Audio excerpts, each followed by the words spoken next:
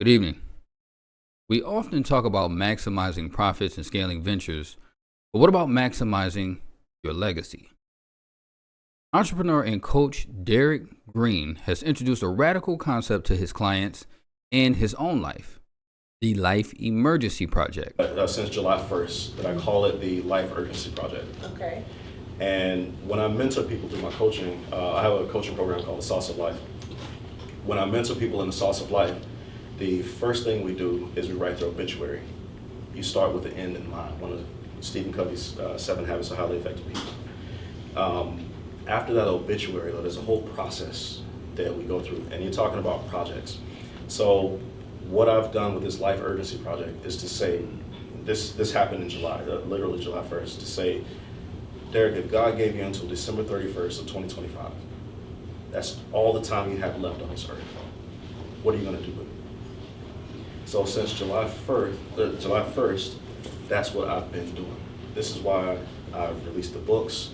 I released an album, even though I can't sing a lick. I used these AI platforms, and I write. So being a poet, I was able to build these songs and push those out, and to have that streaming. So when you come into my restaurant, we have our own music playing. Thank you.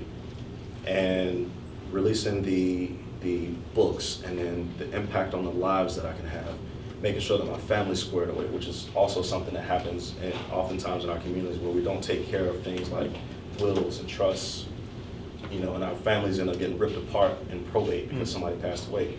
Well, if I know that I have until December 31st of 2025, why don't I go ahead and take care of that? And Now, this project, which began earlier this year, operates on a profound deadline.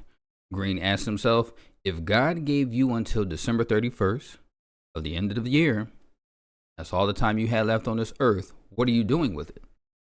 Now, this isn't morbid. It's a call to immediate, purposeful action, echoing Stephen Covey's advice to start with the end in mind.